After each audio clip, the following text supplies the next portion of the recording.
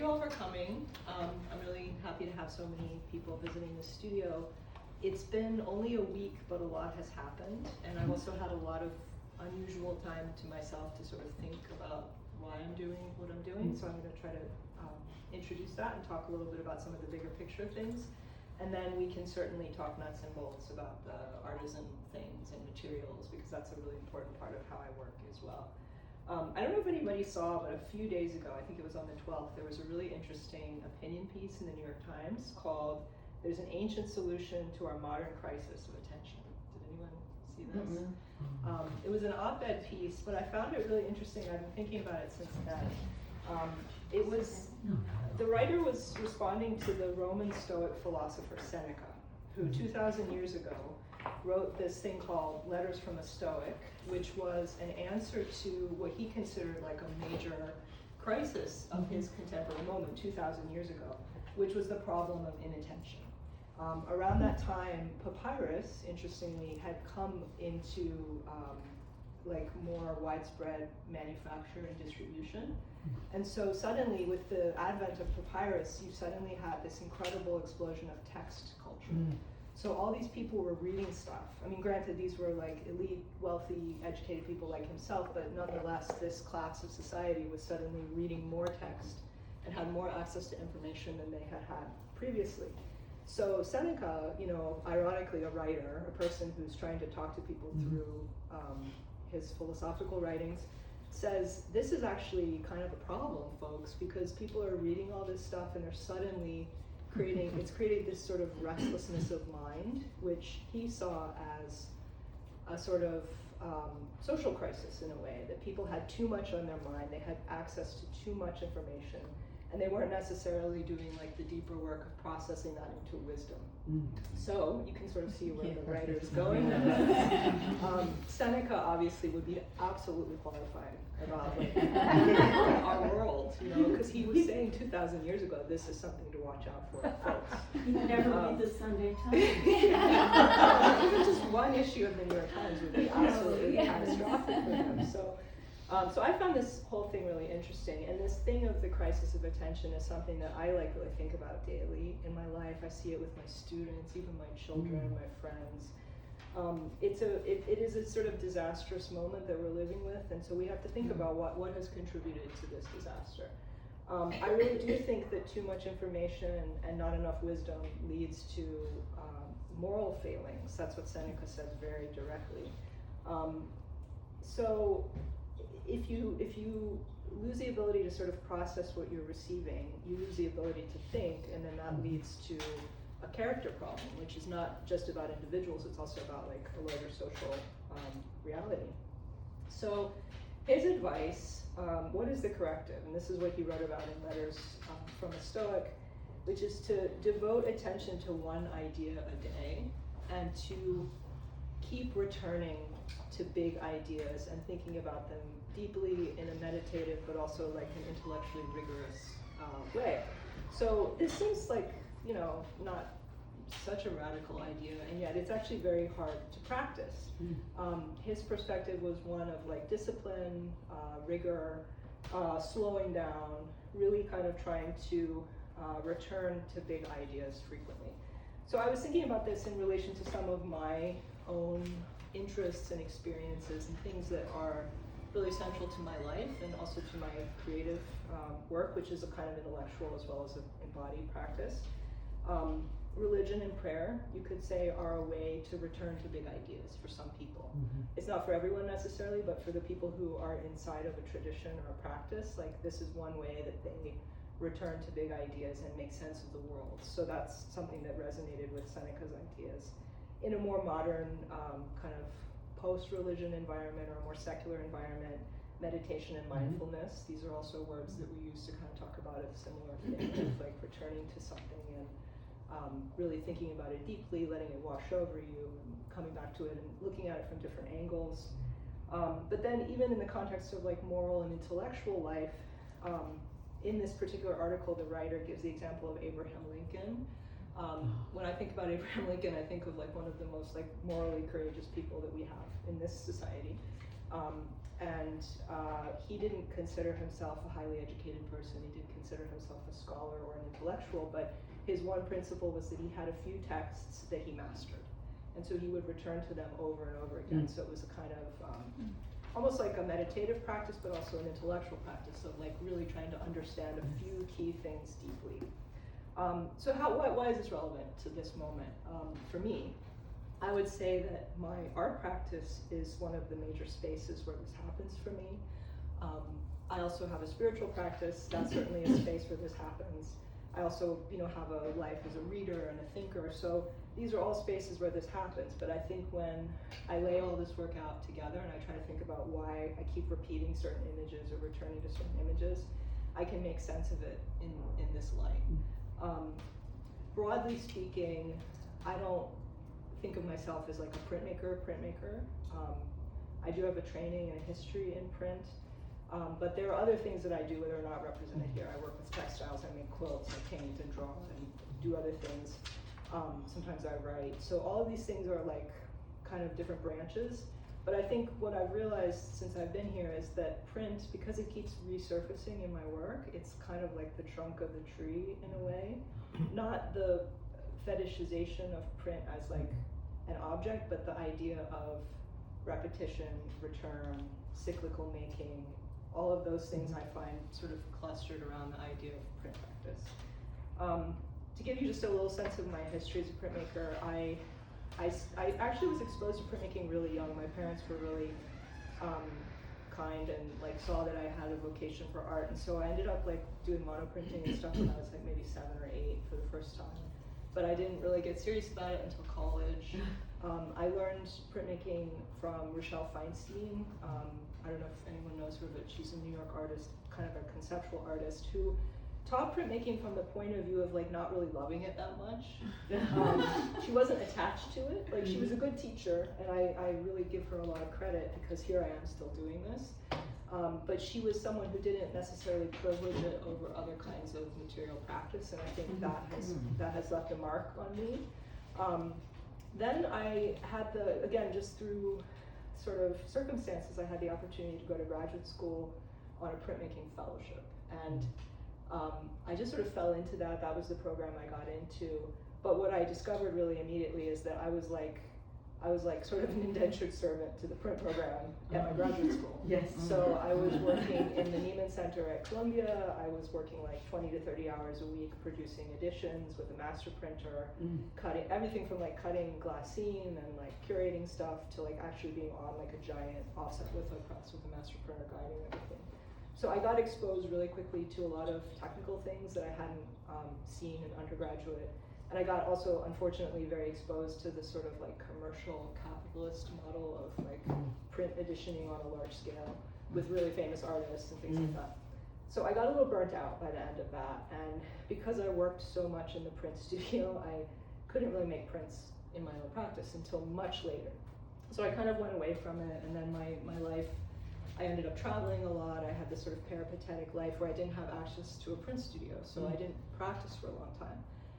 But then after my children were born, I had the opportunity to return to teaching, and I was suddenly tasked with teaching printmaking again. And so that, I think, is when like my real life as a printmaker started, because it was trying to learn how to teach these people how to do stuff and having to kind of relearn it, and also, by the way, having to learn how to do it all in a non-toxic print studio where things are done very differently, because that is really, in many ways, as I'm sure a lot of you know, that's the new wave of like print education, is non and low tox methods. So it was like really a very tall order to sort of process all of that all at once. But what came of it was that I got back into print practice, and I finally started making work for myself rather than sort of doing it in the connection of like supporting other artists or thinking about it in relation to like almost like a job. So that was a really exciting thing, and ever since then I've been like really finding a lot of synergy between my teaching life and my creative life. And I really, my teaching philosophy is like very much rooted in embodied practice and craft, but also being open to like what you can learn from your students. And so often, like after I've taught a semester of intaglio or something, I have these huge bursts of of like pent up energy that come as a result of like all this, serving students, and it's okay. It's dry. It's dry. Serving students and then sort of like finding new ideas through that process. So back to like a kind of broader picture of like what I get from printmaking. I find it both practically satisfying and also philosophically satisfying because of what we were talking about before. It's like the practical act of doing something over and over and over again, whether you're doing it the same every time or you're doing it in wildly different ways, is for me a kind of meditative process. It's a form of repetition that can be experienced as a meditative thing. I also, because I work with wood blocks that I use over and over and over again, I never destroy the blocks. I always like live with them. I think of them as almost like the mother, and then all the prints are the potential offspring. And so because like becoming a parent and my life with my kids like kind of derailed my art practice but also opened it up later, I really kind of come back to that metaphor of like the block, that like this block has been with me since 2022 maybe, and I just keep working with it because like it still has this capacity to give. Sometimes you reach a point and okay, it's done, but like this one, it still has that capacity, so I continue to return to it. I also think the thing about making prints, and particularly woodblock prints, is something that's old can become new instantaneously, and it's like shocking. It's like this thing that's been traveling with me for a long time can become completely new again, and I think to me that's just like really exciting, and the generativity of that, the generosity of that is huge.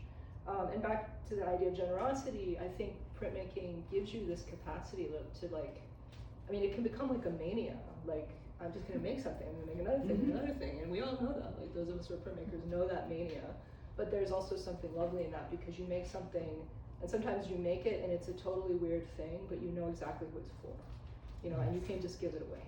And that freedom of like not having to fetishize the thing because there will be more, there can be more, I think opens up like a complete like freedom and even like a casual potential in how we relate to the practice. So that's like both the practical and the philosophical and how they weave together for me. One last thing I would say is that one of my kind of basic ideas in printmaking is that every impression is like a new encounter. It sort of captures a moment in time. So you can make all those moments resemble each other, or you can embrace the sort of like wildly chaotic and different nature of each of those moments. And I think that's the direction I've been moving in. So I put these prints, there's a whole bunch here, and you're welcome to look through them if you have clean hands. This was not made here, but this was a body of prints that I was working on at the time I applied to CCP. This phrase, icons for the 11th hour, was like kind of rattling around my brain. And the question you might have is, why icons? Like, what do you mean by icons? First of all, I think the term icon has been really brought into the mud, by all this like ideas of computer icons or iconic, celebrities and things like that. But the real kind of initial and serious meaning of icon having to do with like a thing that is like a point of concentration, but also makes something present. That's like the interest of, or that's the way of thinking about icon that is important to me.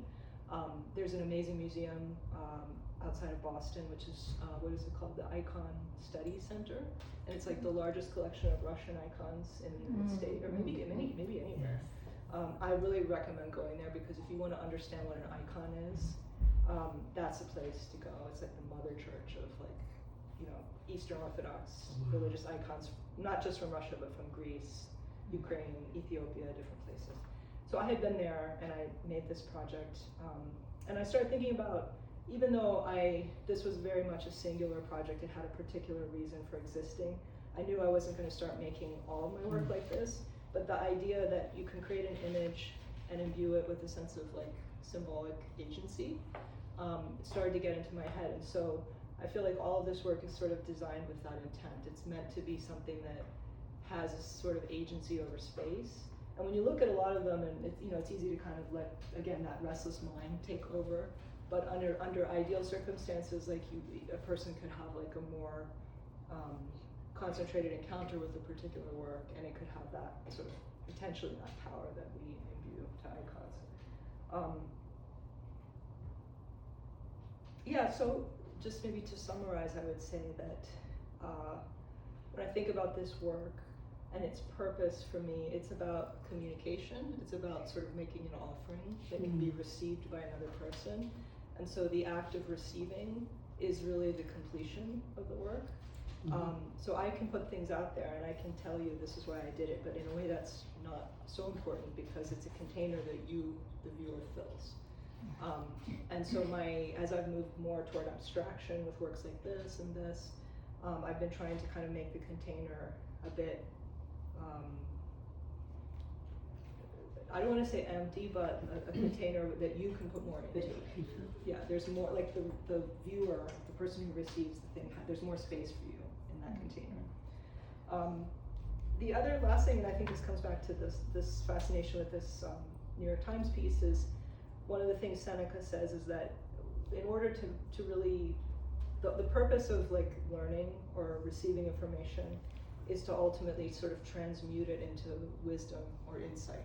And so for me, this is sort of like my kind of idiosyncratic way of doing that. Other people have other ways of doing it, but for me, images, thinking about the textual quality of images or the storytelling of images, symbolism, or even just the physical experience of images is like one of the ways that I try to sort of transform sensation, perception, and information into something that is perhaps transcendent, but also has like more wisdom and insight into it rather than just being like a material experience. So I'll leave it there, and I want to open the floor for questions. As Emily said, like I'm obsessed with handmade paper. Obsessed with handmade paper, and a lot of my favorite papers happen to be here. Some of my kind of new friends are here as well. So if you have questions about paper, and particularly weird paper, because there's a lot of totally unconventional paper here. And there's also on that side of the room, there's some experiments with things I've never done before that are really weird. So if anyone has questions or you want to talk it through, I'm happy. I'm very happy to pull back the veil on it. Do you make the paper or you just print? I have made paper, okay. But these papers I don't make. Oh, okay. Yes. Where do you get your papers? So I source papers from all over the place. Increasingly, I've had to rely on the internet because of the closure of New York. New York Central was like New York wow. Central was the best. It was the best, and I used to love how rude they were. Yeah. I would Oh my go gosh. there and I'd be like, "Can you please just show me this thing? I don't know if I have the money to buy it, but can you please?" And they were so rude, but I learned so much from them. They were wonderful. the best. They were the best. They And were so amazing to work with. I know they were amazing to work with. So I think that was like where I really discovered paper. Yeah. And then I started traveling and I started like discovering traditional papers made in different contexts. And India is my number one love, and then second to that is Japan. So I now am in and Thailand is very good too, and Bhutan is also very good. So I have a bit of a prejudice toward like Eastern paper traditions as opposed to Western paper traditions, but I'm open to anything. And I tend to work with a lot of paper that is unsized, which is great for woodblock. But then I also work with paper that is like coated, and like this is this print. All of the gold is actually the exposed paper. Same is true of that sort of like leathery treated paper there. This is a wonderful Japanese paper that I sourced through Kuromi on the West Coast. So I think it's a combination of things. Sometimes it's about seeing something and just being like, I think I could do something with that. And that's how I learn usually, is I find things or people give me things. Sometimes it's just like going on the internet and like reading every piece of information I can find about the paper to try to make an educated guess about whether this is what I need. And sometimes I get it and it's not quite what I wanted, and then I have to live with it for 6 years before I figure out what you're gonna do. Yeah, so, and occasionally I work with really ordinary papers, but I tend to go more toward the weird papers because I like the embodied quality of the paper, and I like the challenge, and I like the dynamic surface and things like that. Although of course it also presents other problems. Like you have to basically, when you work with like this is not a printing paper. This is like probably fancy wrapping papers. Right.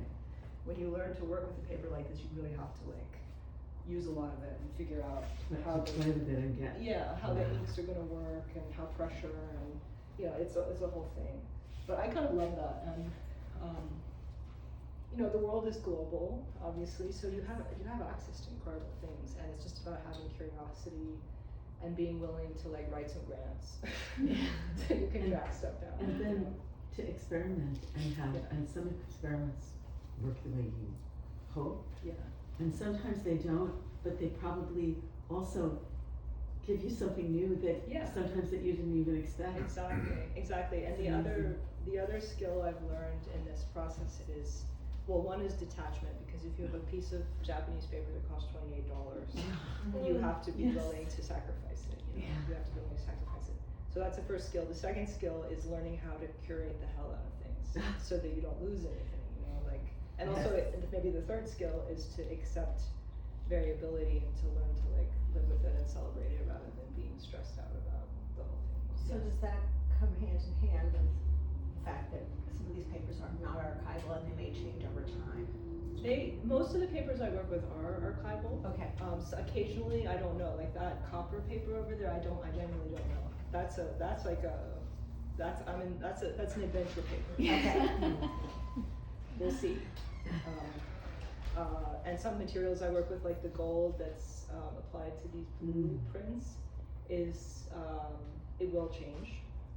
And I've been kind of on like a bit of like a little journey this week trying to decide how I feel about that, but I decided to just like jump into the void and make it what I want it to be, and we'll see what happens to it, kind of thing.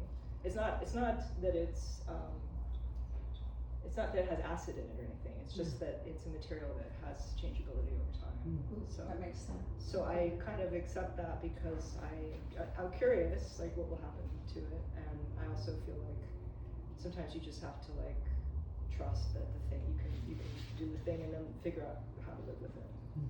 With what you're saying though about New York Central, I have drawers of their papers. I know, I still do too. Brag. And I look through and I'm like, I wish No. these people were still Not here. brag. No, I mean it's like a bit of it's a hoard. It's a very hoard. interesting. It's a hoard, it's an obsession, and it's passion. Yeah, yeah. Don't forget the passion and the Yeah. joy.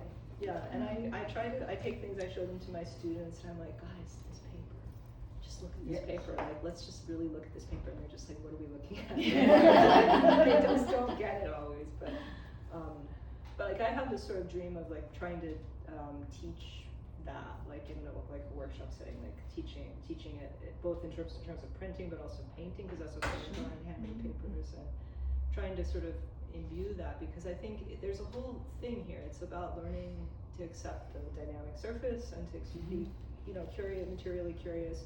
But also a lot of these paper makers, the practice is dying out. Like they need patronage. They need patronage. So like the Indian paper makers have had a big resurgence, and I think it's because they're known now globally and they can do business through WhatsApp and things like that. So to keep what they do alive, it's important for us to engage with what they make. When you're researching new paper, do they ever give you little samples, or how do Sometimes. you? They also charge for them sometimes. But when you get them, do you test out small sections to see how it will react? That would be to the printing? responsible thing. That would be the thing to do. But I kind of get excited and I start just like throwing down the big blue sheet of paper, you know, like, yeah, I get a little too eager. And I also think, oh, but my sample book, I should remember what these samples were like. But you know, you live, you learn. How much did the papers influence what you print on? You see the paper and you say this Yeah. as opposed to that, or Well, sometimes it definitely, like when I was working on this block, I knew that I wanted to work with gold, but I couldn't print it in a way that was satisfying. Like it just looked like Las Vegas every print, like Dubai or something. So I was just like, this is terrible. So then, because I wanted that image to have like some presence of gold, that's what led me to that paper. So I guess sometimes there are images that point you in the direction of papers. But lately, I think in this residency, it's been like the paper, I came with all this crazy paper, and then I had all these old blocks. It was trying to find the space in the Venn diagram where they could like coexist beautifully or sensibly. And I think I managed that to different degrees. But there's like a whole bunch of paper over there that I have not worked with, because I printed, you know, that block on it or that block on it, and it just was like, I do not wanna be pink. Like, I do not wanna be pink, and why did I order pink paper to begin with? Because I thought I was ordering brick colored paper, and it turned out rose. You know, so there's all these like unexpected things, but that pink paper is like bookmarked in my mind that like, when I have a new image that could be turquoise, it'll be like, it'll kill you. You know, it'll be beautiful. But I don't have that image yet. So it's like there are these different components that have to sort of find their space of coexistence, and that isn't always clear. And sometimes I end up living with my archive for a long time before I get the ideas sorted out. But I have, one thing I've done here is I've printed a couple of blocks, particularly this block I found to be a very generous block. Like, it kind of, you can print it on almost anything.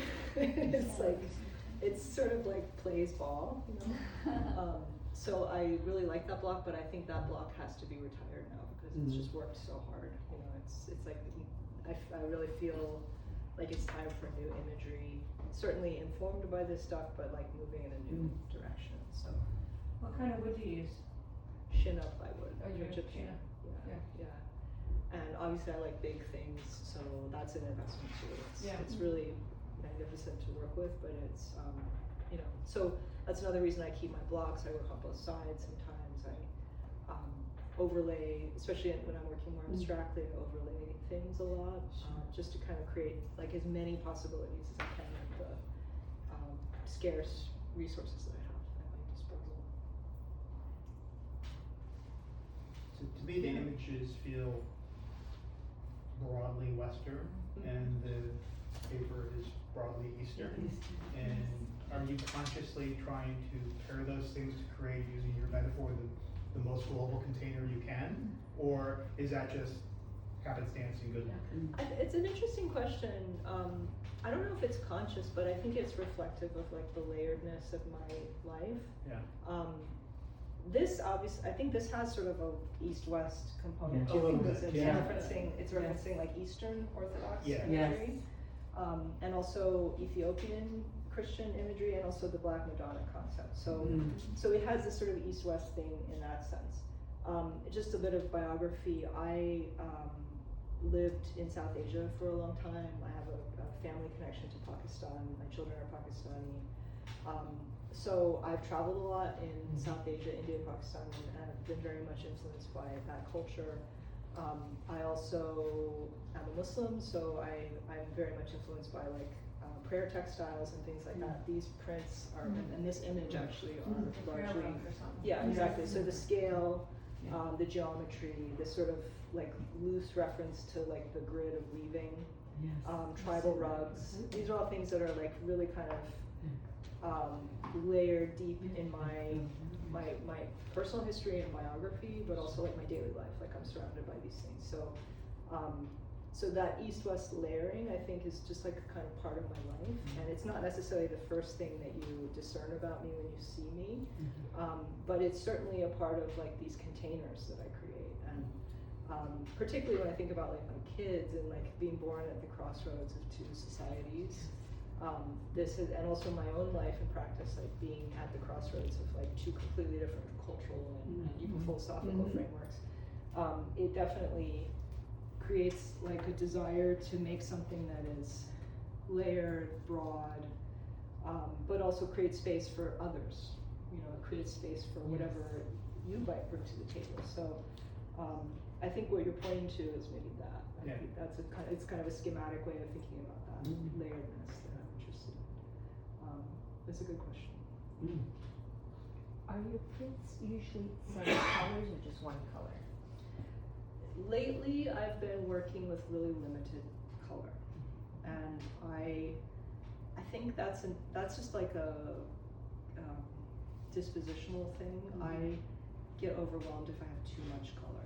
Like I have to put.